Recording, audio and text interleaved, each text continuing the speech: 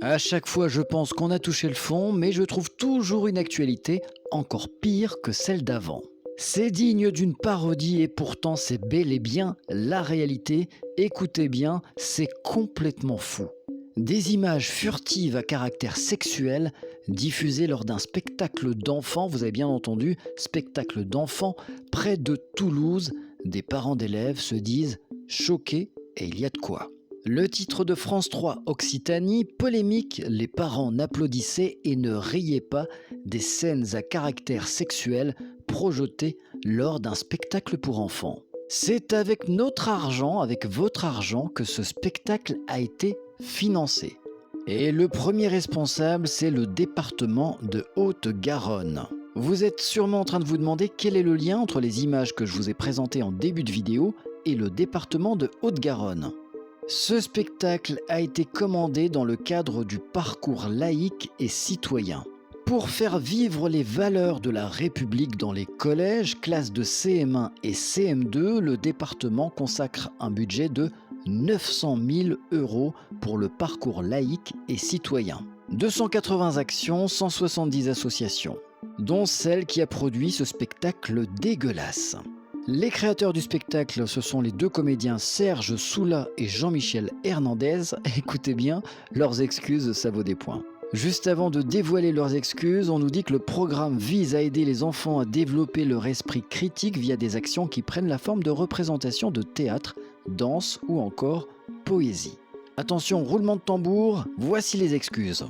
On commence par le comédien Jean-Michel Hernandez qui nous dit « C'est un montage extrêmement rapide où les images défilent en subliminal ». Tu sous-entends quoi, Jean-Michel? Ça veut dire que si c'est subliminal, tu peux mettre ce que tu veux comme image? Il poursuit « Personnellement, je n'ai jamais remarqué ces images auparavant, bien que nous ayons joué ce spectacle de nombreuses fois.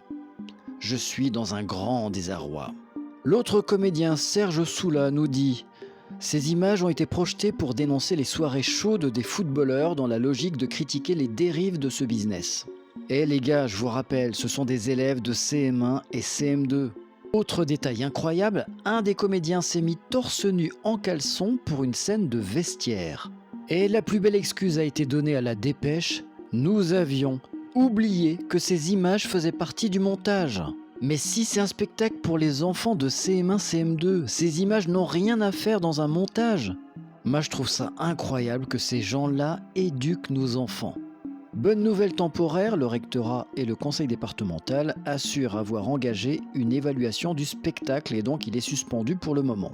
Ça fait un moment que j'ai du mal à comprendre ce qui se passe en France. On va dire que je suis un réac et que je suis contre le progrès. Je suis juste un pragmatique. Alors, en mai 2023, lecture drag queen perturbée en Bretagne, le maire dénonce l'extrême droite. Atelier de lecture pour enfants. En juin 2024, à Bordeaux, lecture drag. Alors c'est quoi, c'est pour draguer? Regardez l'affiche, à partir de 3 ans. Je comprends vraiment pas, honnêtement. Les drag queens, c'est le monde de la nuit. Les enfants, c'est le monde de la journée. Ils se couchent à 8h maxi. Lyon, fin juin 2023, polémique à propos d'une lecture de contes pour enfants par des drag queens. Il paraît qu'il faut être drag queen pour lire des histoires, sinon ça marche pas. Et plus récemment, en février 2024, près de Bordeaux, le stage drag queen pour les 11-17 ans a finalement été annulé. Je me pose donc la question suivante, est-ce que pour être laïque et citoyen, il faut nécessairement être pour le wokisme? À partir de la semaine prochaine, je lance des ateliers drag queen et mécanique pour les enfants âgés de 3 à 6 ans seulement.